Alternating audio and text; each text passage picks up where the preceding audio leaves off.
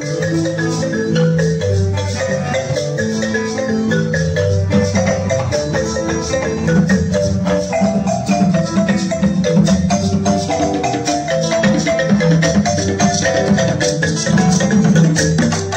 me nomme Kadisso épouse Sidibé, je suis enseignante à l'INSAC et j'ai suivi tout mon cursus scolaire au sein de l'Institut national supérieur des arts et de l'action culturelle, à l'INSAC, option musique et danse. Donc on a fait un peu différents festivals à l'international, tels que le festival de Lanov, festival de Lanov en Allemagne, en 2000, et ensuite on a participé à la cérémonie d'ouverture de la Coupe du Monde en Afrique du Sud. Voilà.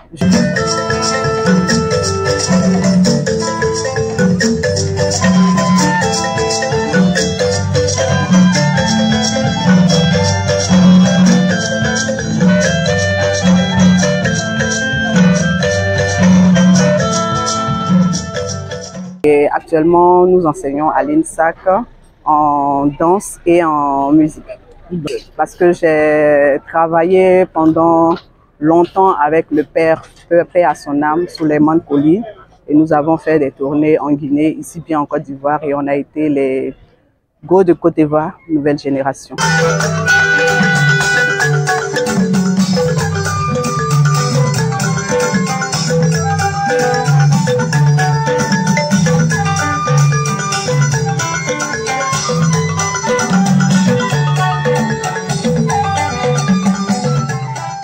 Bon, j'avoue que pour tout artiste, parce que avant d'être enseignante, je suis d'abord artiste.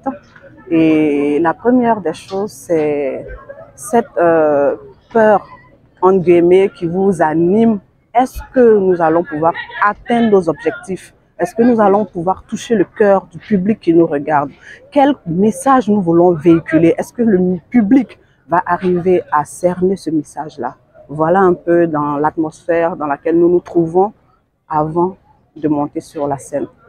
Et par la grâce de Dieu, en tout cas, on avoue que la majeure partie du temps, on arrive à atteindre nos objectifs et vraiment, on remercie Dieu et tout le public qui participe également à cela.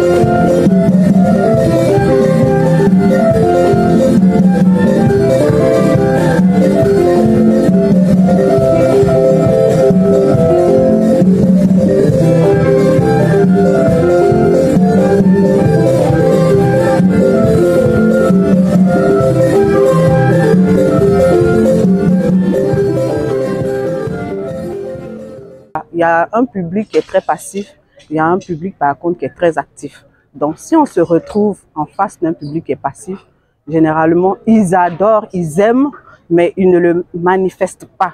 Donc quand c'est comme ça, après la prestation, on a la sensation de n'avoir pas atteint nos objectifs, mais longtemps après, quand on a des retours, généralement les retours sont très positifs. Bon. J'avoue que durant notre formation à l'Institut national supérieur des arts et de l'action culturelle à l'INSAC, on a eu une formation de base qui nous a permis de toucher un peu de tout. Donc la première base, c'est la base classique. Je pense que vous avez vu au début d'un des morceaux où je suis partie d'un mouvement classique. Et à partir de là, nous avons continué dans tout ce qui concerne la danse africaine en général. Mais précisément celle de la Côte d'Ivoire. Donc on a fait tout le tour de la Côte d'Ivoire d'abord et après on rentre maintenant dans ce qu'on appelle la danse africaine. Donc on a le temps d'apprendre toutes ces danses-là parce que notre métier nous permet de voyager. Donc il y a cette relation interethnique qui existe. Donc nous sommes obligés de nous confondre à toutes ces à tous ces peuples-là pour pouvoir créer cette intégration-là. Raison pour laquelle vous voyez que lors de nos chorégraphies, on retrouve un peu le patrimoine ivoirien, y compris toute la sous-région de l'Afrique de l'Ouest.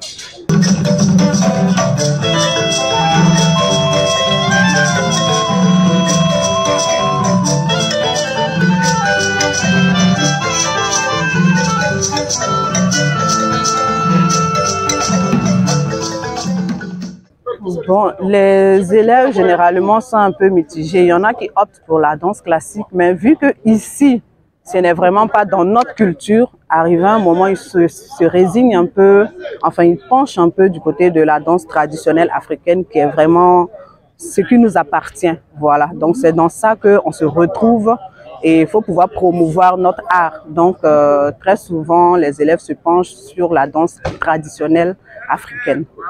Mère de famille, c'est vrai, j'ai deux magnifiques enfants, une fille et un garçon que je salue au passage, je vais leur faire un gros coucou.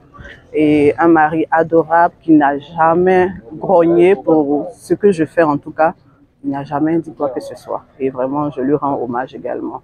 En ce qui concerne le message que je voudrais transmettre à toutes ces jeunes filles, je me leur demande d'être passionnées, de vraiment faire ce qu'elles aiment, d'aller jusqu'au bout de leurs idées, de respecter leur mari pour celles qui sont mariées, pour celles qui ne le sont pas, qu'elles mènent une vie décente pour pouvoir donner un meilleur exemple. Mais comme le dicton le dit, qui ne risque rien n'a jamais rien, donc il faut risquer et il faut le faire avec tout l'amour. Mais surtout, et surtout, il faut se former et faire ce qu'on aime.